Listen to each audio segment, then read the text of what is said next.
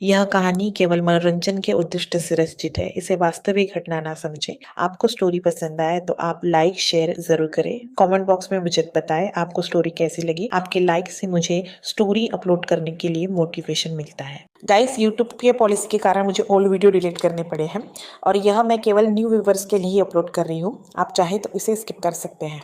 Mummy Chyavan Saanvi Agarwal Delhi Delhi के एक छोटे से घर में दो लड़कियां टेरेस को सजा रही थी। उनमें से एक 15 साल की लड़की ने कहा, दी ये बहुत खूबसूरत है, मम्मी पापा को पसंद तो आएगा ना। उसके साथ खड़ी बड़ी लड़की ने कहा, हाँ भी तो ये जरूर उन्हें पसंद आएगा, चलो मम्मी पापा को लेकर आते हैं। दोनों ने डेकोरेशन खत्म किया और नीचे आ गए। ये है हमारी की कहानी की नायिका सान्वी अग्रवाल। अभी कुछ दिनों पहले ही वो 20 साल की हुई है। दिखने में बहुत खूबसूरत और मासूम थी। उसके चेहरे से कूट-कूट कर मासूमियत टपक रही थी। लंबे बाल और नीली गहरी आंखें, उन आंखों के नीचे गहरा काजल था। उसकी आवाज इतनी मीठी थी कि किसी का भी दिल पिघला दे। वो थी उसकी छोटी बहन चंचल अग्रवाल। क्या बात है मिसेस अग्रवाल, शादी के 25 साल बाद भी आप इतनी ही खूबसूरत और जवान हैं जितना 25 साल पहले थी। श्याम अग्रवाल ने अपनी पत्नी नीलू से कहा। कुछ तो शर्म कीजिए, आपकी अभी उम्र हो रही है मिस्टर अग्रवाल। नीलू ने शर्माते हुए श्याम के सीने पर मारा और बोली, मैं तो अभी भी जवान हूँ, आप कहीं तो दिखा दूं। ये कहते हुए श्याम अपनी पत्नी की तरफ बढ़ने लगा और उन्हें दीवार और अपने बीच रख कर लिया। वो उनकी गाल पर किस करने के लिए झुके, तभी कमरे का दरवाजा झटके से खुला। सॉरी सॉरी, हम दोनों ने कुछ नहीं देखा, सानिया और चंचल ने अपनी आंखों को हाथों से देखते हुए कहा। श्याम अपनी पत्नी से दूर होते हुए बोला, हमने अभी तक कुछ किया ही कहा है। चंचल अपने पापा के गाल खींचते हुए बोली, पापा आप बहुत क्यूट हो। आई नो बेटा, श्याम ने कहा तो चंचल उनका हाथ पकड़कर खींचते हुए बोली, चलिए आप दोनों के लिए सरप्राइज है। सानवी और चंचल अपनी मम्मी पापा को टेरेस पर ले आए। उन दोनों ने उनकी आंखें अपने हाथों से बंद कर रखा था। सानवी ने कहा, हम आपकी आंखों से हाथ हटा रहे हैं, जब हम कहें तब आंखें खोलना 1 2 3। ये कहते हुए उन दोनों ने अपने मम्मी पापा की आंखों से हाथ को हटाया और जोर से चिल्लाए, हैप्पी एनिवर्सरी मम्मी पापा। उनके मम्मी पापा हैरान हो गए वहां का डेकोरेशन देखकर। सानवी ने बहुत प्यार से पूछा, आप दोनों को पसंद आया? नो वी लव इट बेटा, श्याम ने कहा और अपनी दोनों बेटियों को गले से लगा लिया। थैंक यू बेटा जी, आप दोनों बहुत प्यारी हैं। चंचल ने कहा, चलिए अब केक काटते हैं। श्याम और नीलू ने केक काटा और अपनी प्यारी बेटियों को खिलाया। वे चारों बहुत खुश थे। सानवी ने कहा, अब आप दोनों ये शाम एंजॉय कीजिए, हम चलते हैं। और वो दोनों चले गए। श्याम ने अपनी पत्नी को साइड से हक कर लिया और बोली, नीलू ने जी हम बहुत किस्मत वाले हैं कि महादेव ने हमें सानवी और चंचल जैसी प्यारी बेटियों से नवाजा है। नील ने गहरी सांस ली और कहा, हाँ हम बहुत लकी हैं। सानवी जितनी शांत है उतनी ही खतरनाक चंचल है। श्याम ने गहरी सांस ली और कहा, पर कभी कभी हमें सानवी के लिए डर लगता है।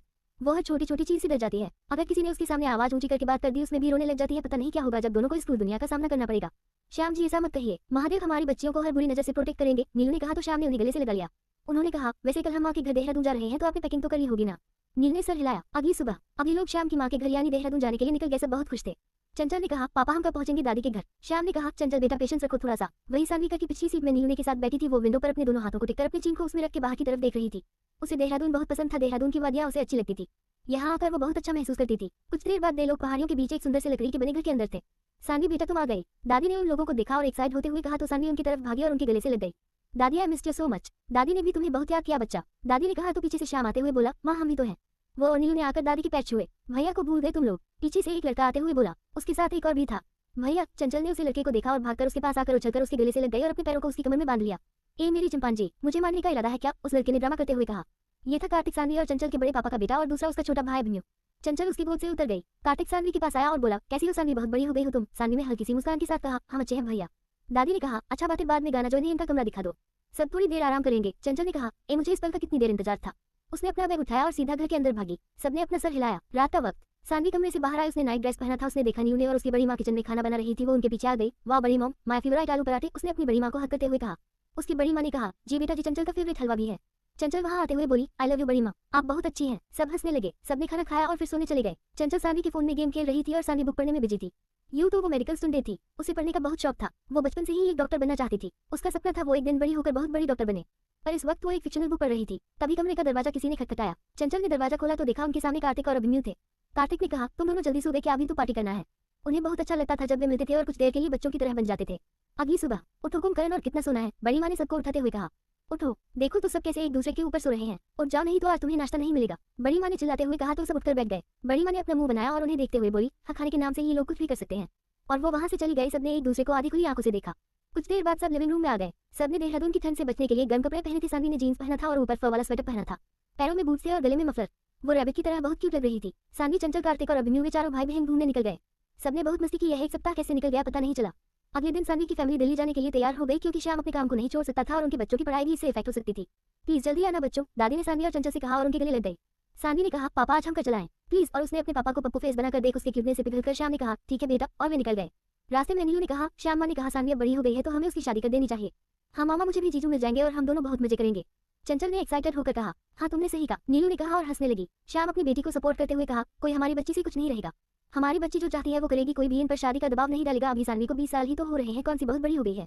अभी इसकी पढ़ाई बाकी है और उसका करियर भी। चंचल ने सैड फेस बनाते हुए कहा, पापा आपने तो हमारे मजे ही खत्म कर दिया, हम तो बस मजाक कर रहे हैं। जब तुम्हारी शादी होगी तब हम बताएंगे, सानवी ने ड्राइव करते हुए कहा। तो चंचल फिर से बोली, ये आप हमसे बड़ी है तो शादी भी आपकी पहले होगी। सानवी ने अपना सर हिलाया और ड्राइव करने लगी। उसने अपने मन में कहा, शादी, हमें इतनी जल्दी शादी नहीं करनी। ऐसा नहीं था कि वो शादी नहीं करना चाहती, आजकल की दुनिया जिस तरह है वहाँ उसके लिए किसी और पर भरोसा करना थोड़ा मुश्किल है। सूरज डूबने लगा था। उन लोगों ने रास्ते में ही डिनर किया और फिर से दिल्ली के लिए निकल गए। रास्ते में घनी जंगल पड़ती थी। वे लोग जा रहे थे तभी जंगल की दूसरी तरफ से एक आदमी खुदकर उनके सामने आया। उसके हाथ में गन थी। ये देखकर सानवी ने जल्दी से कार को रोका। वो आदमी कार का गेट खोलते हुए बोला, बाहर आ, सब कार से बाहर आए। श्याम ने सानवी को अपने पीछे छुपा लिया। वही चंचल भी अपनी माँ के पीछे छुप गई। वो आदमी उनकी कार के पास आया और ड्राइविंग सीट पर बैठने को था कि तभी वहां पर बहुत सारी कार आकर रुक गई।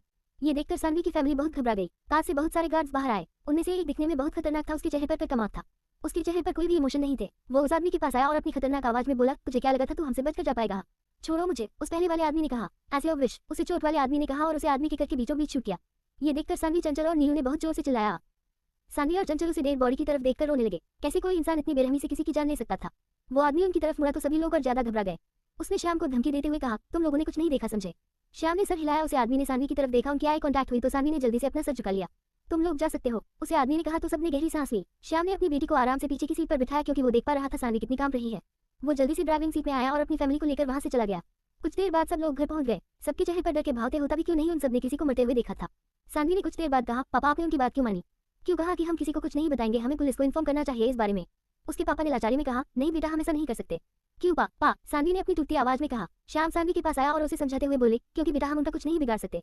वो लोग, उन्होंने गहरी सांस ली। उन्हें ये कहने में भी थोड़ा डर लग रहा था। सानवी ने कहा, क्या हुआ पापा? श्याम ने गहरी सांस ली और कहा, वो लोग ब्लैक डायमंड काइंस हैं। वो लोग एक पावरफुल और डेंजरस ग्रुप के हिस्सा है जिसने उसे आदमी को मारा। वह से ग्रुप के किंग का खास आदमी अर्जुन है। उनका किंग बहुत ही खतरनाक और पत्थर दिल है। हम नहीं चाहते थे हमारी एक गलती की वजह से हमारा पूरा परिवार खत्म हो जाए। Chitu the great YYNSF Singh Raizada. कुछ दिन बीत गए। सानवी अपने बेड पर लेटी थी। वह अपने हाथों की उंगलियों को पीठ पर टैप करते हुए शिलिंग को घूर रही थी। उसे उस दिन हुए इंसिडेंट से बहुत डर लग रहा था। होने को तो एक सप्ताह बीत गए थे लेकिन आज भी वह इंसिडेंट सबकी आंखों में ताजा था। How can someone kill anyone so easily? I can't even kill a cockroach. हम तो हमेशा दूसरों की दर्द में उनकी मदद करते हैं पर कोई किसी को इतना दर्द कैसे दे सकता है? सानवी सोच रही थी कि कमरे का दरवाजा खुला। सानवी ने उसी तरफ देखा। चंचल ने दरवाजा बंद किया और उसे देखने लगी। दीदी बिट्टू क्या हुआ? सानवी ने उसे डरा हुआ देखकर पूछा तो चंचल उसके पास आते हुए बोली, मुझे अकेले नींद नहीं आ रही है दी। सानवी उसे अपने पास बुलाते हुए बोली, कोई बात नहीं, यहाँ आओ हमारे पास। चंचल जल्दी से उसके पास आया और उसे हक करके लेट गई। सानवी उसके सर को प्यार से सहलाने लगी। चंचल ने कहा, दी मुझे बहुत डर लग रहा है। क्यों? सानवी ने पूछा तो चंचल बोली, अबाउट दैट इंसिडेंट। कुछ नहीं होगा बच्चे, हमने किसी को कुछ गलत नहीं किया है। महादेव पर भरोसा रखो, वो हमारे साथ कुछ होने नहीं देंगे। सानवी ने उसे समझाते हुए कहा। दिया है हम उनसे दोबारा कभी ना मिले, चंचल ने कहा। तो सानवी बोली, हम उनसे कभी नहीं मिलेंगे। अब सो जाओ, हमें कल कॉलेज जाना है और तुम्हें स्कूल।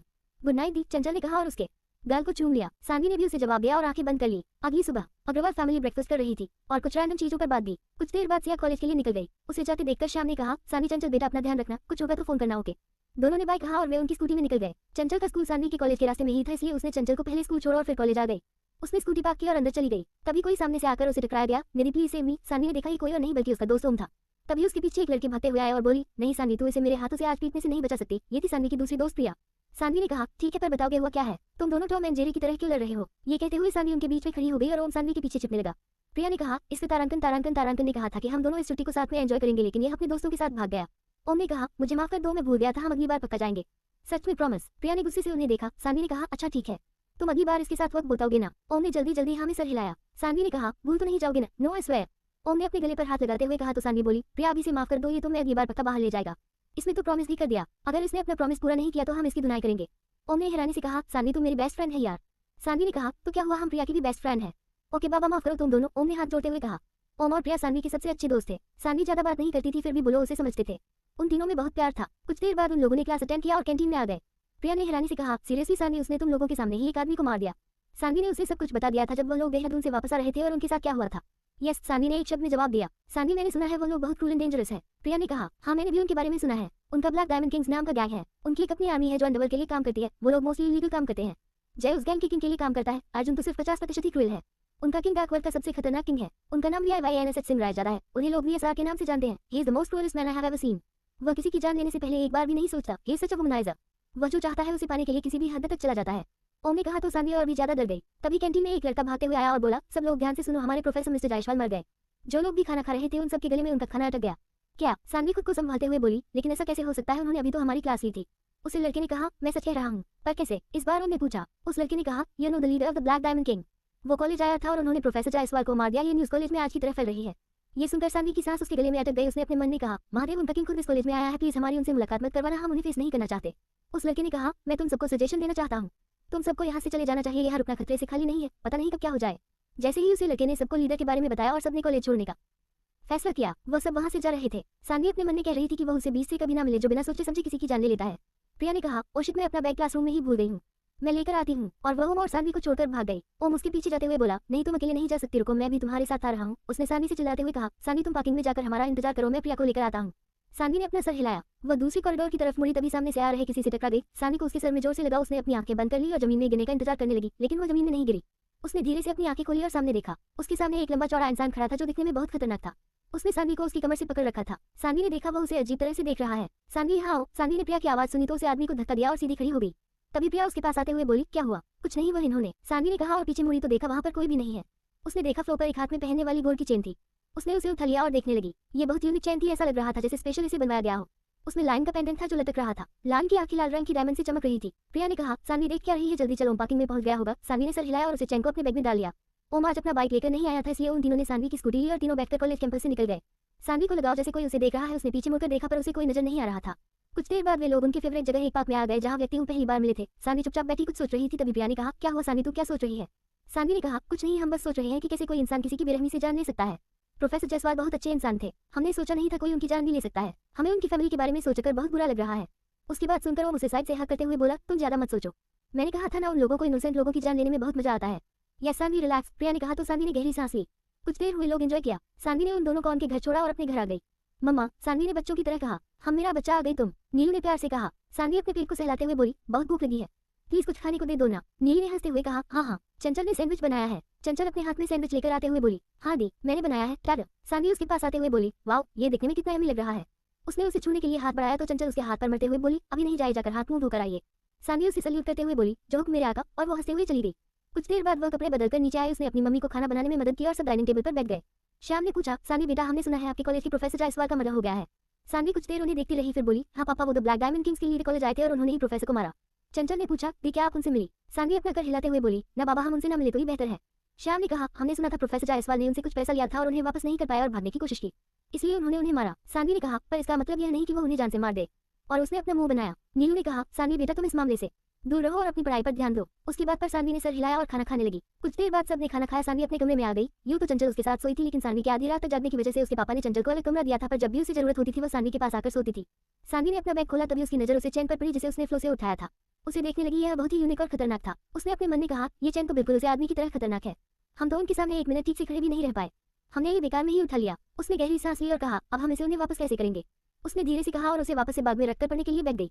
दूसरी तरफ एक बड़े से पैलेस के बालकनी में एक आदमी खड़ा था। बारिश बहुत जोर से हो रही थी और तूफान भी चल रहे थे। उसने गहरी सांस की और आंखें खोली। उसकी काली गहरी आंखें बहुत खतरनाक लग रही थी। उसने गिलास विंडो पर हाथ रख, तभी उसकी नजर अपनी कलाई पर पड़ी जहां से उसकी चेन गायब था। वह उसे हमेशा पहना था क्योंकि यह उसे हमेशा उसकी जीत का एहसास दिलाता था। अपनी खाली कलाई को देखते हुए उसके होठों पर तिरछी मुस्कान गई। उसने अपनी भारी आवाज में कहा, you not only took my chain with you but also took my attention with you, and most importantly my obsession. आज तक मेरे सामने कई लड़कियां आए और गई, पर तुम हो पहले हो जो मेरा अटेंशन अपने साथ ले गई। हम बहुत जल्द मिलेंगे माय लिटिल रैबिट। ये है अंडरवर्ल्ड का किंग कहे जाने वाला VIYANSH सिंह रायजादा। जब वो 15 साल का था तब से अंडरवर्ल्ड से जुड़ा था, लेकिन अब 30 साल के होने के बाद वह इस वाली दुनिया में राज करता है। Height 6.3 feet tall and handsome man था। VIYANSH किसी की जिंदगी लेने से पहले एक बार भी नहीं सोचता। VIYANSH एक रूड, एरोगेंट, क्रूर, हार्टलेस पर्सन था। उसकी एक और पहचान थी। VIYANSH VSR एम्पायर का मालिक था, जो कि उसने अंडरवर्ल्ड में आने के 5 साल बाद शुरू किया था, और आज वो एशिया का सबसे बड़ा बिजनेसमैन था। VSR arms and weapons manufacturing के लिए फेमस था। Chapter 3, she is my little rabbit. 2 दिन हो गए थे इंसिडेंट को। सानवी और उसके दोस्त कॉलेज नहीं जा रहे थे क्योंकि उनके पेरेंट्स उन्हें अलाउ नहीं कर रहे थे, जिसकी वजह से उनकी पढ़ाई पर इफेक्ट हो रहा था और कुछ प्रोफेसर भी कॉलेज नहीं आ रहे थे। सानवी इस वक्त घर के पीछे बने छोटे से गार्डन में बैठी थी। उसकी मम्मी और चंचल उसके पास ही बैठकर बातें कर रहे थे। चंचल ने कहा, मम्मी प्लीज दी को बोलो ना, सानवी बेटा इसे अपने साथ ले जाओ, नहीं तो ये हमारा दिमाग खाती रहेगी। नीलू ने कहा तो चंचल बोली, मम्मा नॉट नाउ। सानवी और नीलू हंसने लगे। दी प्लीज। चंचल ने पपी फेस बनाकर दोनों को देखा तो सानवी बोली, ठीक है हम तुम्हारे साथ जाएंगे, अब खुश। चंचल खुश हो गई। वो कल से सानवी को शॉपिंग पर चलने के लिए मना रही थी। शाम को सानवी शॉपिंग के लिए तैयार हो रही थी। उसने अपना छोटा सा वॉलेट के लिए बैग खोला तो उसकी नजर उसे चेन पर पड़ी। I hope I can give your chain back. Saanvi ने चेन को देखते हुए कहा। दूसरी तरफ एक मुस्किल मैन जिसके हाथ में टैटू था, वो एक आदमी को बुरी तरह से पीट रहा था। उसे अपने हाथ पर लगी चोट की परवाह नहीं थी, वो बस उसे मारे जा रहा था। मारखा ही आदमी ने दर्द भरी आवाज में कहा प्लीज लीव मी। पर उसे मार रहा आदमी उसकी बात नहीं सुन रहा था, वो उसे बुरी तरह से मार रहा था। तभी कोई पीछे से आते हुए बोला, VIYANSH। वो आदमी VIYANSH को रोकना चाहता था, पर वो जानता था जब उसका बीच मोड़ शुरू हो जाता था तो वो किसी की नहीं सुनता था। VIYANSH ने उसे आदमी की बात को इग्नोर कर दिया और टेबल के पास आया। उसने अपने आदमी को इशारा किया कि वो उस आदमी के ऊपर तेल उड़ेल दे जिसे वो कुछ सेकंड पहले मार रहा था। वो उसे आज मारना नहीं चाहता था। उसने अपना काम खत्म किया और साइड में आ गया। उसने लाइटर उठाया और सिगरेट अपने होठों के बीच दबाकर उसे जला लिया। उसने एक कश ली और अपनी भारी आवाज में बोला, the god of hell himself is sending you to hell. और उसने जल्दी हुई लाइटर को छोड़ दिया, जिससे लाइटर फर्श पर गिरे तेल पर पड़ी और वहां पर आग पकड़ लिया। वो आदमी उससे आग में जलने लगा। उसकी चिन्ह उसी कमरे में सुनाई देने लगी। तभी पीछे खड़ा आदमी उसके पास आते हुए बोला, VIYANSH तुमने ये क्या किया? VIYANSH ने अपनी लाल आंखों से उसे इंसान को देखा और बोला, मैं यहाँ तुम्हें कुछ भी एक्सप्लेन करने के लिए नहीं हूँ अर्जुन। और उसने सिगरेट फिर से अपने होठों के बीच दबाया और स्मोक करने लगा। मैं जानता हूँ तुम किसी की नहीं सुनोगे, अर्जुन ने कहा और वे दोनों बेसमेंट से बाहर कार के पास आए। अर्जुन ने VIYANSH के लिए कार का दरवाजा खोला। VIYANSH ने सिगरेट को अपने जूते के नीचे मसाला और कार में बैठ गया। वे लोग उनकी डेस्टिनी किसके लिए निकल गए? VIYANSH आपका हाथ जख्मी है, इससे खून आ रहा है। अर्जुन उसके हाथ को देखते हुए बोला तो VIYANSH ने कहा, मेरे लिए ये कोई बड़ी बात नहीं है। अर्जुन ने गहरी सांस ली। VIYANSH बोला, क्या हुआ उस आदमी का जिसे तुमने जंगल के बीच मारा था? कुछ नहीं, बस उसे वहीं पर दफना दिया, अर्जुन ने कैजुअल कहा तो VIYANSH ने हमने रिस्पांस किया, लेकिन मुझे उन लोगों की टेंशन हो रही है जिन्होंने मरा होते हुए देखा। अर्जुन ने कहा तो VIYANSH बिना किसी भाव के बोला, तुम्हें उन्हें भी खत्म कर देना चाहिए था। अर्जुन ने दूसरी तरफ देखा और बोला, वो लोग मुझे हैप्पी फैमिली लग रहे थे, मुझे फर्क नहीं पड़ता कौन क्या है, मैं बस चाहता हूँ कोई भी मेरे बिजनेस के बीच ना आए। VIYANSH ने धमकी देने के अंदाज में कहा और अर्जुन को देखने लगा। तभी उसकी नजर VIYANSH की कलाई पर पड़ी। VIYANSH तुम्हारी चैन कहाँ है? तुमने इसे कभी नहीं उतरा और ना ही कभी किसी को दिया। अर्जुन के सवाल पर VIYANSH चुप रहा और ट्रक के विंडो से बाहर की तरफ देखने लगा। VIYANSH मैं तुमसे बात कर रहा हूँ, अर्जुन ने कहा तो VIYANSH फिर से उसी तरह बोला, लेकिन मैं कुछ भी सुनने के मूड में नहीं हूँ। अर्जुन ने गहरी सांस ली और ड्राइवर से कहा, तो यही रुको, मुझे मार्केट से कुछ लेना है। VIYANSH ने उसे आंखें छोटी करके देखा और बोला, क्या लेना है तुम्हें?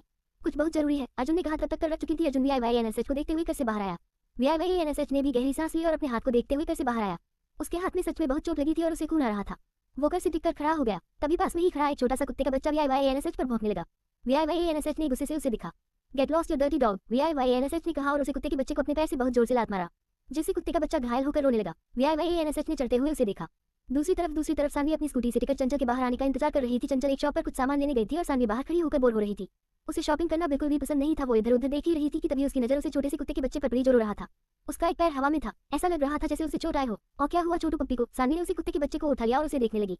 उसके पैर में सच में चोट लगी थी। उसने धीरे से कहा, तुम्हें तो बहुत सारी चोटें आई है, पर कोई बात नहीं बच्चे, हम हैं ना, हम तुम्हें ठीक कर देंगे। ये कहते हुए वो अपनी स्कूटी के पास आए। उसने वहां से मेडिकल किट निकाला जो वो हमेशा अपने पास रखती थी। वो उसे कुत्ते के बच्चे के साथ बात करते हुए उसका इलाज करने लगी।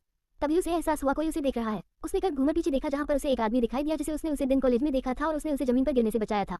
उसे देखकर सानवी ने अपना सलाइवा घटक लिया, क्योंकि उसकी प्रेजेंस इतनी स्ट्रांग थी कि वो खुद को घबराने से रोक नहीं पा रही थी। VIYANSH ने काले रंग का शर्ट और पैंट पहना था। उसके बाल बिखरे हुए थे और उसकी शर्ट के कुछ बटन खुले थे जिसकी वजह से उसका चेस्ट विजिबल हो रहा था। सानवी उसे देख रही थी। तभी उसे कुछ याद आया। उसने अपने बैग से वो चैन निकाला और उसकी तरफ बढ़ गई जो उसे ही एक तक देख रहा था। Excuse me, I want to give you this chain which you dropped the day. Saanvi उसे चैन को उसकी तरफ बढ़ते हुए बोली, लेकिन ये क्या? वो आदमी अभी भी उसे ही देख रहा था। उसने धीरे से उसे चैन को लेने के लिए हाथ बढ़ाया तो सानवी ने देखा उसके हाथ पर बड़ी सी चोट आई है। आपका हाथ रुकिए, सानवी ने कहा और अपना फर्स्ट एड बॉक्स लेकर उसके पास आई। उसने परेशान होते हुए उसके हाथ को पकड़ा और उसके चोट को साफ करते हुए उसमें बैंडेज लगा दिया। वो आदमी उससे कोई बात नहीं कर रहा था। अभी भी उसकी नजरें बस सानवी पर थी, जो कि सानवी को नर्वस करने के लिए काफी थी। उसने अपने मन में कहा, ये हमें ऐसे क्यों देख रहे हैं और हम इनका इलाज क्यों कर रहे हैं? तभी VIYANSH ने कहा, क्योंकि तुम किसी को दर्द में नहीं देख सकती। उसकी बात सुनकर सानवी हैरान हो गई। उसे कैसे पता चला वो क्या सोच रही है? उसने खुद को संभाला और बोली, प्लीज कुछ दिनों तक आप इस हाथ से काम मत कीजिएगा। ये कहते हुए उसने VIYANSH के हाथ पर उसे चैन को रखा।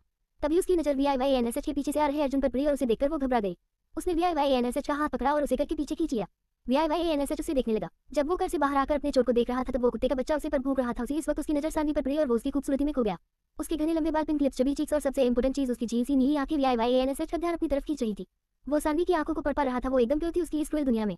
और जब वो उसके हाथ का इलाज कर रही थी और उसने उसके रफ हाथ को अपने सॉफ्ट हाथ में पकड़ रखा था तो VIYANSH को लग रहा था जैसे उसका यहाँ हमेशा उसके हाथ में रहे। वो यही सब सो रहा था कि अचानक से सानवी ने VIYANSH को करके पीछे छुपा दिया। VIYANSH उसे देख रहा था। वे दोनों काफी करीब थे। वो अभी सानवी के चेहरे को और भी पास से देख पा रहा था, लेकिन सानवी तो उसके पीछे किसी को देख रही थी।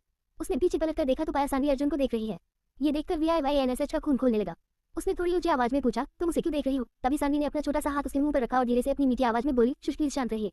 VIYANSH ने इस बार धीमी आवाज में पूछा, तुम उसे क्यों चुप रही हो? सानवी ने धीरे से कहा, हम आपको कुछ भी बात नहीं सकते, लेकिन इतना कह सकते हैं कि वो कोई अच्छा इंसान नहीं है। ये सुनकर VIYANSH की आंखें सिकुड़ गई। ऐसा क्या हो गया था कि सानवी अर्जुन को बुरा कह रही थी?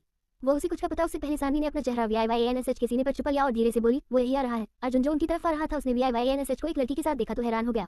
VIYANSH ने उसके चेहरे के एक्सप्रेशंस देखे और उसे वहां से जाने का इशारा किया। अर्जुन वहां से चला गया। उसके जाने के बाद VIYANSH ने धीरे से उसके कान में झुकते हुए कहा, वो चला गया। ये सुनकर सानवी ने धीरे से अपना सर ऊपर किया और VIYANSH के पीछे देखा जहां पर अर्जुन वहां नहीं था। तभी VIYANSH ने उसकी कमर पर हाथ लपेटना चाहा, लेकिन वो ऐसा कर पाता सानवी ने उन दोनों का पोजीशन देखा तो झट से दूर हट गई। VIYANSH को बुरा लगा। वो उसके गर्माहट को मिस करने लगा। काश वो हमेशा उसके सीने से लगी होती तो कितना अच्छा होता। आई एम सॉरी, अब हमें चलना चाहिए, सानवी ने कहा और VIYANSH की बात सुने बिना वहां से ऐसी गायब हो गई जैसे कि कोई एलियन हो। मुझे बताओ क्या चल रहा था? अर्जुन VIYANSH के पास आते हुए बोला।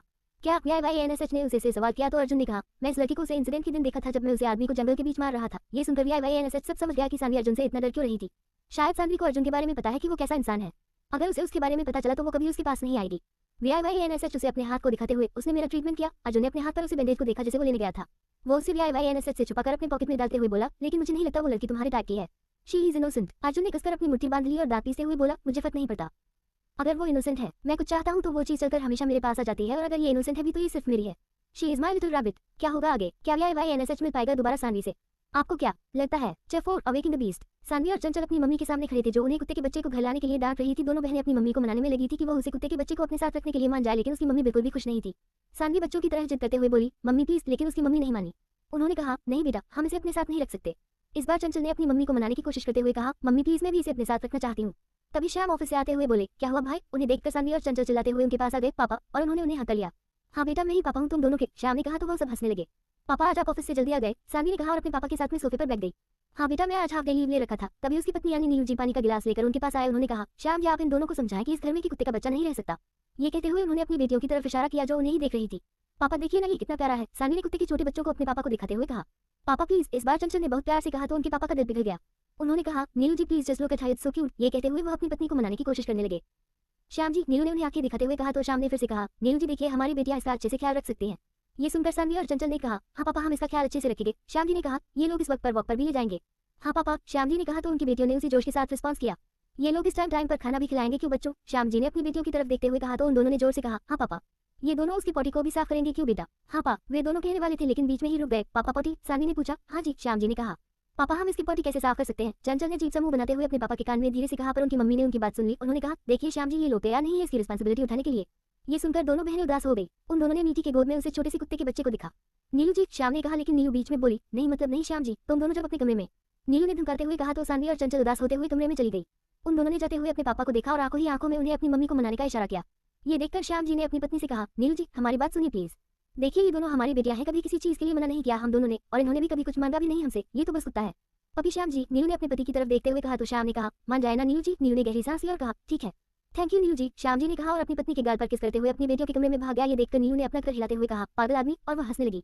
श्याम अपनी बेटियों के कमरे में आए। वे दोनों अपना चेहरा उतारकर बेड पर बैठी थी और उन दोनों के सामने वो कुत्ते का बच्चा बैठा उन्हें देख रहा था। अब क्या हुआ? श्याम जी ने दोनों के सामने बैठे हुए पूछा। पापा, मम्मी इसे रखने के लिए नहीं मान रही है। चंचल ने उदास होते हुए कहा तो सानवी भी बोली, हाँ पापा, हम इसे रखना चाहते हैं। उनकी बात सुनकर श्याम ने कहा, तो फिर हम इसका नाम क्या रखेंगे? पपी अग्रवाल। चंचल ने कहा, पापा अभी तक है हमारे फैमिली में नहीं जुड़ा है। ये सुनकर श्याम ने कहा, लेकिन तुम्हारी माँ ने हाँ कह दिया है इसे अपने साथ रखने के लिए, तो इसका नाम भी तो कुछ रखना होगा ना। सीरियसली? सानवी और चंचल ने दोनों ने एक साथ कहा, हाँ बेटा जी सच में। ये सुनकर वह दोनों बहनें उछलने लगी। दोनों ने अपने पापा के गाल पर किस किया और कहा, लव यू पापा। सानवी ने कहा, my papa is best, I am always the best. Shyam ji ने कहा तो सब हंसने लगे और वह कुत्ते का बच्चा उन्हें देखने लगा। चंचल ने कहा, तो हम इसका नाम क्या रखेंगे? सानवी ने अपनी प्यारी आंखों को टिमटिमाते हुए कहा, हम इसका नाम ओयो रखेंगे। ओके बेटा, श्याम जी ने कहा। ओके दीदी, चंचल ने कहा। उनकी बातें सुनकर वो पप्पी अपना पूंछ हिलाते हुए उन्हें खुशी से देखने लगा। श्याम वहां से जाते हुए बोले, अच्छा ठीक है, अब तुम दोनों खाने के लिए बाहर आ जाना, मैं भी फ्रेश हो लेता हूँ। उनके जाने के बाद चंचल ने कहा, वैसे भी वो आदमी कौन था? सानवी ने उसे कंफ्यूज होकर देखा और बोली, कौन आदमी? अरे वही जो आपके साथ मार्केट में था। उसके सवाल पर चंचल ने कहा तो सानवी बोली, हमें पता नहीं, वो उस दिन कॉलेज आया था जब हमारे प्रोफेसर का मर्डर हुआ था, और हम एक्सीडेंटली उनसे टकराकर गिरने वाले थे, लेकिन उन्होंने हमें पकड़ लिया। तब इसी वजह से शायद उनका ब्रेसलेट वहीं पर गिर गया था, तो हमने उसे उठा लिया, और जब वो हमें मार्केट में मिले तो हमने उन्हें वापस कर दिया। सानवी ने ये ओरियो के साथ खेलते हुए कहा तो चंचल सोच में पड़ गई। उसने कहा, पता नहीं थी, लेकिन मुझे लगता है मैंने उन्हें कहीं देखा है, लेकिन मुझे याद नहीं आ रहा है कहाँ देखा है। ये कहते हुए वो अपने दिमाग पर जोर देने लगी। तुम अब ज्यादा सोच रही हो बिट्टू, हम अब उनसे कभी नहीं मिलने वाले, तो इस मैटर को भूल जाओ। सानवी ने कहा और कमरे से बाहर जाने लगी तो चंचल ने कहा, वह एकदम हैंडसम था, बिल्कुल आपकी फिक्शन कैरेक्टर की तरह। ये सुनकर सानवी ने हैरानी से उसे देखा और बोली, क्या कहा? चंचल अपनी आंखें मिटाते हुए बोली, यही कि मैं जानती हूँ आप रात में कौन सी बुक पढ़ाती हैं। सानवी का चेहरा लाल हो गया। उसने कहा, पागल लड़की, अगर किसी को बताया ना तो हम तुम्हारी टांगे तोड़ देंगे। तो चंचल बोली, ठीक है नहीं बताऊंगी, लेकिन उसके बदले में मुझे क्या मिलेगा? तू जो चाहे वो दे देंगी, बस किसी को मत बताना। चंचल हंसते हुए बोली, ठीक है, जब वक्त आएगा तो मान लूंगी। सानवी ने राहत की सांस ली। वे दोनों खाने के लिए बाहर आ गए। अगले दिन आज सानवी के लिए कॉलेज में सबसे बेकार दिन था, क्योंकि आज वह वहां पर अकेली थी। प्रिया और ओम आज कॉलेज अटेंड नहीं कर रहे थे, क्योंकि वे दोनों आज एक दूसरे के साथ वक्त बिताने के लिए बाहर गए थे। सानवी उनके बीच जवाब में हड्डी नहीं बनना चाहती थी, इसलिए वह आज अकेली कॉलेज में भटक रही थी और क्लास अटेंड कर रही थी। क्लास अटेंड करने के बाद वो पार्किंग में आए, लेकिन उसका बैड लक। कॉरिडोर में कुछ लोग खड़े थे, वो सब कॉलेज के सबसे फेमस रैगिंग बॉयज ग्रुप थे जो उनकी रेलिंग से टिक कर खड़े थे। सानवी ने उन्हें इग्नोर किया और अपनी सीढ़ी की तरफ बढ़ गई, लेकिन आज उसकी किस्मत उसके साथ नहीं थी। वहां खड़े लड़के उन्हें अजीब नजरों से देखने लगे। एक ने उसका हाथ पकड़ा और उसे खींचते हुए बोला, तुम सानवी हो है ना? ये कहते हुए उसने सानवी की कलाई को पकड़ा और सानवी उसके हाथ से अपने बाजू को चुराने की कोशिश कर रही थी, पर उसे लड़के ने उसे इतनी जोर से पकड़ा था कि उसके बाजू में उसकी उंगलियों के निशान बन गए थे। राहुल छोड़ो उसे, देखो उसे, यह इतनी ज्यादा ब्यूटीफुल नहीं है जो हमें सेटिस्फाई कर सके। जाओ यहाँ से बिच, दूसरे लड़के ने कहा तो सानवी गुस्सा हो गई। उसने गुस्से से कहा, I am not bitch, you loser. उसने ये कहा ही था कि दूसरे लड़के ने उसके कपड़ों पर जूस डाल दिया। राहुल ने ये देखा तो कहा, what did you say to me stupid girl? I am not stupid you bastard. Saanvi ने गुस्से से कहा, लेकिन उसे लड़के ने सानवी को जोर से धक्का दिया, जिससे सानवी दीवार से टकरा गई और उसकी कोहनी पर खरोच आ गई। आज सानवी के मुंह से चीख निकल गई, गेट लॉस्ट यू बिच, उन लड़कों ने कहा और सानवी को दर्द में छोड़कर चले गए। तुम लोग बहुत बुरे हो, सानवी ने सुबकते हुए कहा और बाहर भाग गई। वह कॉलेज कैंपस के बाहर आ गई, जहां पर उसकी स्कूटी रखी थी। वह स्कूटी लेकर चली गई। वह इतनी जल्दी घर नहीं जाना चाहती थी, इसलिए पास के पार्क में आ गई। वहां पर ज्यादा लोग नहीं थे। सानवी एक बेंच पर बैठ गई और रोने लगी। सानवी बहुत सेंसिटिव थी, इसलिए वह उन लड़कों की बातों को और उनकी हरकतों को याद करके रो रही थी, लेकिन उसे अंदाजा नहीं हुआ कि कोई उसे कॉलेज से निकलते हुए फॉलो कर रहा था और अब उसके पीछे है। वह सब बहुत बुरे हैं, बहुत ज्यादा बुरे, सानी ने धीरे से कहा। तभी उसे रियलाइज हुआ कि वहाँ पर उसके अलावा कोई और भी मौजूद है। वह पलट गई। उसने देखा उसके सामने वही आदमी खड़ा है जो उसे मार्केट में मिली थी। हाँ, वह VIYANSH था। उसने सफेद रंग की शर्ट और ब्लैक पैंट पहना था। उसके बाल अच्छे से सेट थे। उसकी शर्ट के कुछ बटन खुलते और उसकी शर्ट का आस्तीन उसकी कोहनी तक मुड़ा हुआ था। वो बहुत सेक्सी लग रहा था। चंचल ने सही कहा था, ये आदमी सच में फिक्शन कैरेक्टर लगता है। वह उसे बिना अटेंशन दिए फिर से मुड़ गई और उसी पोजीशन में बैठ गई, लेकिन VIYANSH उसके पास आकर बैठ गया। उसे रोते हुए देखकर उसका खून गुस्से से खोलने लगा। तुम रो क्यों रही हो? VIYANSH ने सॉफ्टली पूछा, लेकिन सानवी ने उसे कोई जवाब नहीं दिया, जिससे VIYANSH का गुस्सा बढ़ गया। उसने इस बार तेज आवाज में कहा, मैं तुमसे कुछ पूछ रहा हूँ सानवी। उसकी भारी आवाज सुनकर सानवी अपनी जगह पर उछल गई। उसने VIYANSH को देखा और बोली, आपको हमारा नाम कैसे पता? और वह VIYANSH से जवाब जानने के लिए उसे लगातार अपनी नीली आंखों से देखने लगी। VIYANSH के लिए उसके बारे में जानना कोई बड़ी बात नहीं थी। उसने कोल्ड वॉइस में कहा, तुमने ही तो मुझे मार्केट में बताया था। सानवी अपने मन में बोली, क्या हमने बताया था? हाँ, तुमने मुझे बताया था, VIYANSH ने कहा तो सानवी उसे देखने लगी। तभी VIYANSH की नजर सानवी की कोहनी पर पड़ी, जहाँ पर उसके सूट का आस्तीन हल्का सा फट गया था और वहाँ पर खून नजर आ रहा था। तुम्हें ये चोट कैसे लगी? VIYANSH ने पूछा, लेकिन सानवी ने उसे कोई जवाब नहीं दिया, जिससे VIYANSH बहुत ज्यादा गुस्सा हो गया। वह उसे छोड़कर चला गया। उसे जाता देख सानवी ने गहरी सांस ली, लेकिन वह अभी भगवान को शुक्रिया कह पाती। VIYANSH अपने साथ फर्स्ट एड बॉक्स लेकर वापस आया और उसके पास बैठकर उसके हाथ को पकड़ लिया। आप ये क्या कर रहे हैं? सानवी ने हैरानी से पूछा और अपने हाथ को वापस खींचने चाहा, लेकिन VIYANSH ने उसे जोर से पकड़ा और बोला, शुश बी क्वाइट। तभी उसकी नजर सानवी की कलाई पर उंगलियों के निशान पर पड़ी और उसकी आंखें गुस्से से लाल हो गई। उसने कहा, सानवी, किसने किया है ये तुम्हारे साथ? सानवी ने उसे देखा और बोली, आप इसके बारे में क्यों जानना चाहते हैं? हम दोनों तो एक दूसरे को जानते भी नहीं, पर मैं तुम्हारा नाम जान। VIYANSH ने जल्दी से कहा और वह आगे भी कहना चाहता था, लेकिन सानवी ने बोली, लेकिन हम आपका नाम नहीं जानते। VIYANSH उसे देखने लगा। आज तक किसी ने भी उसके बाद बीच में काटने की हिम्मत नहीं की थी। वो कुछ देर उसे देखता रहा, फिर बोला, VIYANSH, मेरा नाम VIYANSH सिंह रायजादा है। उसका नाम सुनकर सानवी सोच में पड़ गई। उसने कहा, हमने आपका नाम कहीं तो सुना है, पर हमें याद नहीं आ रहा कहाँ सुना है। ये सुनकर VIYANSH के होठों पर तिरछी मुस्कान तैर गई। उसने कहा, अब मुझे बताओ, ये तुम्हारे साथ किसने किया है? ये सुनकर सानवी का चेहरा उतर गया। वह बोली, हमारे कॉलेज के कुछ लड़कों ने। वो लोग हमेशा किसी न किसी को बुली करते रहते हैं और आज उन्होंने हमें रास्ते में पकड़ा और दीवार पर पुश किया, जिससे हमारी कोहनी पर यह चोट लगी और उन लोगों ने हमें बुरा भला भी कहा। ये कहते हुए सानवी बुरी तरह से रोने लगी और यहाँ VIYANSH उसे ऐसे देखकर उसका खून गुस्से से खोलने लगा। वह सानवी को ऐसे नहीं देख पा रहा था। उसने सानवी को अपनी बाहों के घेरे में ले लिया और उसे हक कर लिया। उसने धीरे से कहा, don't worry little rabbit, I will take every person's life with my hand who calls you in touch like this. ये कहते हुए VIYANSH की आंखें गुस्से से लाल हो गई थी और उसके माथे पर गुस्से से नसें उभरकर दिख रही थी। सानवी VIYANSH से दूर होते हुए कंफ्यूज होकर बोली, आपके कहने का मतलब क्या है? VIYANSH अपना गुस्सा कंट्रोल करते हुए बोला, कुछ नहीं, तुम घर जाओ, तुम्हारे मम्मी पापा तुम्हारा इंतजार कर रहे होंगे। सानवी ने हाँ में सर हिलाया और जल्दी से वहां से चली गई। उसे VIYANSH से बहुत ही नेगेटिव वाइब आ रही थी और VIYANSH उसे जाते हुए देखने लगा। उसने कसकर अपनी मुट्ठी बांध ली। सानवी नहीं जानती थी, उसने अनजाने में ही VIYANSH के अंदर के बीच खोल कर दिया था। वो बर्दाश्त नहीं कर सकता था कोई उसकी लिटिल रैबिट को परेशान करे। उसने अपनी आंखें बंद कर ली और गहरी सांस ली। उसे उसके कपड़ों से सानवी की भीनी भीनी स्मेल आ रही थी। वो स्मेल उसकी नाक में घुलने लगी। उसने अपनी डार्क वॉइस में कहा, I am obsessed with her. क्या होगा आगे? क्या करेगा VIYANSH? चफायर ट्रूथ ऑफ VIYANSH से मिलने के बाद मेरे घर आ गई। उसने स्कूटी पार्क किया और घर का दरवाजा खटखटाया। जल्दी उसकी मम्मी ने दरवाजा खोला। सानवी बेटा, उसकी मम्मी कहने वाली थी, लेकिन बीच में ही रुक गई जब उसने सानवी को देखा। क्या हुआ बेटा? उन्होंने फिर से पूछा तो सानवी खुद को रोक नहीं पाई और उसकी आंखों से आंसू बहने लगे। उसने कसकर अपनी मम्मी को हक कर लिया। बच्चा क्या हुआ? उसकी मम्मी ने फिर से पूछा, लेकिन सानवी ने कुछ भी नहीं कहा। उसकी मम्मी उसे अंदर ले आई और सोफे पर बैठने के लिए कहा। वो उसके लिए पानी लेने जा रही थी, लेकिन सानवी ने उसके हाथ को पकड़ लिया और धीरे से बोली, मम्मी नहीं। और वो फिर से रोने लगी है। बेटा, मैं तुम्हारे लिए पानी लेने जा रही हूँ, उसकी मम्मी ने कहा और उसे छोड़कर किचन में आ गई। उसके जाने के बाद ओरियो उसके पास आया और सोफे पर चढ़कर उसकी गोद में आ गया। वो सानवी को देखने लगा। लो बेटा पानी पियो, सानवी की मम्मी ने कहा और उसे पानी पिलाया। पानी पीने के बाद उसने फिर से अपनी मम्मी को हक कर लिया। अब मुझे बताओ हुआ क्या है? सानवी की मम्मी ने पूछा और उसके चेहरे को अपने हाथ में भर लिया। सानवी ने उसे सब कुछ बताया। सानवी की मम्मी उसकी सबसे पहले बेस्ट फ्रेंड थी, क्योंकि उसे ज्यादा बातें करना पसंद नहीं था, इसलिए वो बचपन से ही अकेली रहती थी। लेकिन कॉलेज में आने के बाद प्रिया और ओम उसके बहुत अच्छे दोस्त बन गए। मम्मी, वो लोग बहुत बुरे हैं, उसने शिकायत करते हुए कहा तो उसकी मम्मी ने कहा, बेटा यहाँ पर कोई भी बिना वजह का बुरा नहीं होता, उनके पास बुरा बनने के लिए जरूर कोई वजह होगी। ये सुनकर सानवी थोड़ा गुस्से में बोली, मम्मी किसी को परेशान करने के लिए क्या वजह चाहिए? वो लोग दूसरों को हरकतें हैं ताकि वो खुश हो सके। क्या उन्हें दूसरों का दर्द नजर नहीं आता? उसकी मम्मी ने उसकी बात सुनी तो उसे समझाते हुए कहा, बेटा उनके बुरे होने का भी रीजन हो सकता है। हो सकता है उन्हें उनकी फैमिली से प्यार नहीं मिला हो सकता है उन्हें भी कोई परेशान करता हो, इसलिए वो भी दूसरों को परेशान करते हैं। सानवी जानती थी इस दुनिया में सभी लोग अलग अलग सोचते थे। उसने कहा, मम्मी हमें हमारे पीठ पर दर्द हो रहा है, क्योंकि उस लड़के ने सानवी को बहुत जोर से धक्का दिया था, इसलिए उसकी पीठ पर दर्द हो रहा था। मुझे दिखाओ क्या हुआ है, उसकी मम्मी ने कहा तो वो दोनों सानवी के कमरे में आ गए। सानवी ने अपने जूते उतारे और अपनी कुर्ती भी। वो अब अपने इनवियर्स में थी। बेटा तुम्हारे बैग पर तो खरोचा है, कोई बात नहीं, ऐसे ही ले जाओ, मैं तुम्हारे पीठ पर दवाई लगा देती हूँ। उसकी मम्मी ने कहा तो सानवी पीठ के बल लेट गई। उसकी मम्मी ने उसकी पीठ पर दवाई लगाई और उसके माथे को चूमते हुए बोली, अब ठीक है, तुम आराम करो। कमरे से जाने से पहले उसके ऊपर ब्लैंकेट डाल दिया। सानवी पीठ के बल लेटी थी। रोने की वजह से और दर्द होने की वजह से उसे बहुत जल्द नींद आ गई। सानवी गहरी नींद में सो रही थी। तभी उसे लगा जैसे उसके कमरे में कोई है। वो अपनी आंखें नहीं खोल पा रही थी क्योंकि वो हैवी स्लीपर थी। तभी उसने महसूस किया उसकी पीठ पर कोई हाथ दे रहा है और उसके माँ को छू रहा है। वो नींद में कसमस आई। हम उसके मुंह से हल्की आवाज निकाली। 1 घंटे बाद, दीदी उठो, किसी ने कहा और उसके पास आई। दी, चंचल ने कहा तो सानवी ने धीरे से अपनी आंखें खोली। उसने देखा है ये चंचल है। दी उठो, डिनर का वक्त हो गया है और पापा भी आ गए हैं, चंचल ने कहा। कबर्ड से सानवी के लिए नाइट सूट निकाल लिया। सानवी ने घड़ी में देखा जहाँ पर 9 बजे बजने का इशारा कर रहा था। वो बहुत देर तक सो रही थी। जाए शावर लेकर आइए, चंचल ने कहा और उसकी तरफ नाइट सूट बढ़ाया। सानवी ने नाइट सूट लिया और वॉशरूम में जाने लगी। तभी चंचल ने कहा, वैसे आप बहुत सेक्सी लग रही हो, काश मैं लड़का होती तो पक्का मैं आपको अपनी बीवी बना लेती। उसने कहा तो सानवी के गाल लाल हो गए क्योंकि वो सिर्फ अपने इंटरव्यू में ही थी। शट अप चंचल, उसने कहा और वॉशरूम में चली गई। कुछ देर बाद वो बाहर आई। उसने देखा कमरे में चंचल अब नहीं है। वो नीचे आ गई। उसने अपने पापा को देखा जो डाइनिंग चेयर पर बैठे थे। सानवी उन्हें देखकर खुश हो गई और उनकी तरफ भागी। पापा, वो चिल्लाते हुए आए और उन्हें हाथ करके उनकी गाल पर किस भी किया। मेरा बेटा, उसके पापा ने कहा और उसके माथे पर किस किया। तुम्हारी पीठ अब कैसी है? सानवी की मम्मी ने पूछा और टेबल पर खाना लगाने लगी। हम ठीक है मम्मी, सानवी ने कहा तो उसके पापा ने अपना हाथ सानवी के सर पर रखा कर चेक किया। सानवी जानती थी उसकी मम्मी ने उसके पापा को सब कुछ बता दिया था। उनकी फैमिली में प्राइवेसी और सीक्रेट जैसी कोई भी चीज नहीं थी। वो सब अपनी परेशानी एक दूसरे से शेयर करते थे और एक साथ मिलकर उसका हाल भी निकालते थे। वो सब बातें करते हुए खाना खाने लगे। सानवी फिर से बेड पर लेटने वाली थी तभी उसकी नजर साइड टेबल पर पड़ी जहां पर एक नोट था। Get well soon. उस नोट में बस यही लिखा था। ये देखकर मुस्कान खिल गई। उसे लगा कोई फैमिली मेंबर ने किया है। वो बहुत खुश हो गई लेकिन कहीं ना कहीं उसे लग रहा था जैसे ये किसी और का काम है। पर उसने ज्यादा नहीं सोचा। वो बेड पर लेट गई और कुछ देर पढ़ते हुए सो गई। आज का दिन भी हर रोज की तरह था और सुबह का अपना काम करके ब्रेकफास्ट कर लिया। आज उसे और चंचल को उसके पापा ड्रॉप करने वाले थे। उन्होंने पहले चंचल को स्कूल छोड़ा और फिर कॉलेज आ गए। सानवी बेटा, अगर कुछ होता है तो मुझे कॉल करना। ओके, मैं आ जाऊंगा, उसके पापा ने कहा तो सानवी ने अपने दिल में गर्माहट महसूस किया। ठीक है पापा, आप फिक्र मत कीजिए, उसने धीरे से कहा। उसे छोड़कर उसके पापा चले गया और सानवी क्लासरूम की तरफ बढ़ गई। उसने देखा ओम और प्रिया भी वहीं पर थे। हेलो क्लास अटेंड कर रहे थे तभी कुछ स्टूडेंट वहां से भागने लगे। ये देखकर सभी स्टूडेंट घबरा गए और सब बाहर आ गए। किसी ने कहा the leader of the black diamond Kings is. ये सुनकर सब बाहर बाहर भागे। यहाँ तक कि टीचर्स भी बाहर आ गए। सानवी चल, प्रिया ने कहा और उसका हाथ पकड़कर बाहर भागी। सानवी ने अपने मन में कहा वो यहाँ कॉलेज में क्या कर रहे हैं? उनके पास कोई काम नहीं रहता क्या? वे लोग कॉरिडोर से बाहर की तरफ से भाग रहे थे। सानवी ने सर घूमकर खिड़की की तरफ देखा जहाँ से बाहर का कुछ दिखाई दे रहा था। पर सबसे ज्यादा शॉकिंग बात ये थी कि बाहर VIYANSH अपने हाथ में लेदर बैग लेकर खड़ा उन लड़कों को मार रहा था जो कर उसे परेशान कर रहे थे। वे लड़के ऐसे लग रहे थे जैसे बस बेहोशी होने वाले थे। ये देखकर सानवी की आंखों में आंसू आ गए। How can someone be so Google. सानवी के कदम उसकी जगह पर रुक गए। ये देखकर ओम ने कहा सानवी तुम रुक क्यों? पर उसकी बात अधूरी रह गई जब उसने भी बाहर का नजारा देखा। तो ये है the king of the black diamond kings group, Priya ने कहा तो सानवी ने हैरानी से उसे देखा। Yes, he is the cruelest man I have ever seen. Never think before killing someone, but wait, why is he torturing them? ओम ने कहा तो सानवी धीरे से बोली जस्ट बिकॉज ऑफ मी। ये सुनकर प्रिया और ओम ने उसे देखा। पर तुम्हारी वजह से क्यों सानवी? प्रिया ने पूछा तो सानवी ने उसे एक एक करके कल का सारा हादसा बता दिया। आई थिंक हमें यहाँ से जाना चाहिए सानवी। प्रिया, पता नहीं वो हमारे साथ क्या कर दे। ओम ने कहा तो सानवी ने VIYANSH की तरफ देखा जो उन लोगों को बैल से बुरी तरह से मार रहा था। ये देखकर सानवी का दिल दर्द करने लगा क्योंकि उसकी वजह से वे लोग इतने दर्द में तड़प रहे थे। सानवी की आंखों में गुस्सा उभर आया। उसने कहा काश हम आपसे कभी मिले ही नहीं होते VIYANSH। आपसे मिलना हमारी जिंदगी की सबसे बड़ी गलती थी। हमने अपनी पूरी लाइफ में आपके जैसे क्रूएलिस्ट और पत्थर दिल आदमी कभी नहीं देखा, कभी भी नहीं। कुवैती दिनों कॉलेज के अंदर भाग रहे थे कॉलेज के सभी लोग।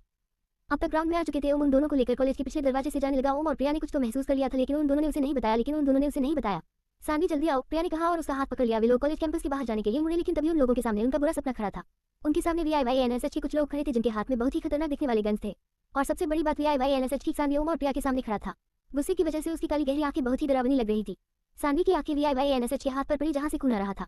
आता भी क्यों नहीं उसने उन लड़कों को बुरी तरह से अपने बैल से जो मारा था। ये देखकर सानवी डर की वजह से ओम के पीछे छुप गई। उसने धीरे से कहा ओम चलो यहाँ से, हमें बहुत डर लग रहा है। प्रिया ने भी हमें भरी। ओम भागो यहाँ से, प्रिया ने कहा और वे तीनों वहां से भगाने के लिए पीछे मुड़ गए लेकिन उनका बैड लक। कुछ घाट उनके पीछे भी खड़े थे जो उनके रास्ते को ब्लॉक किए हुए थे। ये देखकर वो तीनों बहुत घबरा गए। प्रिया और सानवी फिर से उनके पीछे छुप गई। तभी VIYANSH धीमी कदमों से चलते हुए उनके पास आ रहा था। ये देखकर सानवी ने कसकर उनके बाजू को पकड़ लिया। अगर सानवी को पता होता कि यह ब्लैक डायमंड किंग ग्रुप का लीडर है तो वह उसकी तरफ कभी नजर ही नहीं उठाकर देखती। मूव साइड, VIYANSH ने अपनी भारी आवाज में धमकाने के लहजे में कहा लेकिन ओम अभी भी सानवी और प्रिया के सामने खड़ा था। मैं नहीं हटूंगा, ओम ने बहादुरी दिखाते हुए कहा लेकिन सानवी जानती थी ओम भी कितना घबराया हुआ है। I said move side. इस बार VIYANSH ने गुस्से से कहा। उसकी काली गहरी आंखें लाल में तब्दील हो गई। ऊपर से ओम भीड़ की तरह इस जगह पर खड़ा था जिसकी वजह से वो VIYANSH के गुस्से पर पेट्रोल डालने का काम कर रहा था। लेकिन अगले ही पल VIYANSH ने अगले ही पल अपनी कमर से गन निकाली और VIYANSH पर पॉइंट कर दिया। ये देखकर वे तीनों जोर से चिल्लाए लेकिन VIYANSH को कोई फर्क नहीं पड़ा। I said get aside, I will shoot you right now. VIYANSH ने फिर से ओम को चेतावनी दी। No please I request you, Saanvi ने धीरे से कहा क्योंकि वह अपनी वजह से ओम या प्रिया को हर्ट नहीं करना चाहती थी। सानवी, ओम ने उसे देखते हुए कहा तो सानवी ने अपना सर हिलाया। नहीं ओम प्लीज साइड हट जाओ प्लीज, सानवी ने कहा। वह रोने की कगार पर पहुंच गई थी। ओम सामने से हट गया। सानवी और VIYANSH एक दूसरे के आमने सामने खड़े थे। तुम कहाँ भाग रही थी? VIYANSH ने कहा। सानवी अपना सर झुकाए खड़ी थी क्योंकि वह VIYANSH को नहीं देखना चाहती थी। I said where are you running? VIYANSH ने चिल्लाते हुए कहा तो सानवी चमक गई। वह इस वक्त रोने लगी। उसने हकलाते हुए कहा था हम घर जा रहे थे। क्यों? VIYANSH ने पूछा। वो हमें अच्छा फील नहीं हो रहा था इसलिए, सानवी ने फिर से धीरे से कहा तो VIYANSH बोला कॉलेज कैंपस के पीछे के दरवाजे से। सानवी ने हाँ में सर हिलाया। क्या मैं तुम्हें बेवकूफ लगता हूँ? VIYANSH ने गुस्से से कहा। ये देखकर सानवी इतनी डर गई कि वह खड़ी खड़ी रोने लगी। तुम मुझे भाग रही थी, VIYANSH ने उसकी तरफ उंगली पॉइंट करते हुए कहा। Please VIYANSH I request you, please हमें जाने दीजिए, सानवी ने हिम्मत करके उसकी आंखों में देखते हुए कहा लेकिन वह ज्यादा देर तक उसकी आंखों में नहीं देख पाई क्योंकि उसकी आंखें बहुत इंटिमेट थी। क्या कहा तुमने? उसने पूछा। प्लीज हमें जाने दीजिए, सानवी ने उसी तरह कहा। नहीं ये नहीं, इससे पहले। उसने पूछा। रिक्वेस्ट यू, सानवी बोली। नहीं इससे पहले लिटिल रैबिट, VIYANSH ने फिर से पूछा। तो सानवी बोली VIYANSH जी। ये सुनकर VIYANSH की आंखें चमक गई। उसने कहा तुम मुझे VIYANSH जी क्यों कह रही हो? तुम जानती हो ना मैं कोई अच्छा इंसान नहीं हूँ। हाँ हमारे पापा हमेशा सबकी रिस्पेक्ट करने के लिए कहते हैं, सानवी ने नीचे देखते हुए कहा। VIYANSH ने कहा ओके, तो तुम मुझे VIYANSH जी कहती हो तो अब से मैं भी तुम्हें सानवी जी बुलाऊंगा। ओके सानवी जी, उसने कहा तो सानवी ने अपना सर ऊपर करके उसे देखा। यहाँ तक कि उसके गार्ड्स भी उसे शॉक एक्सप्रेशन के साथ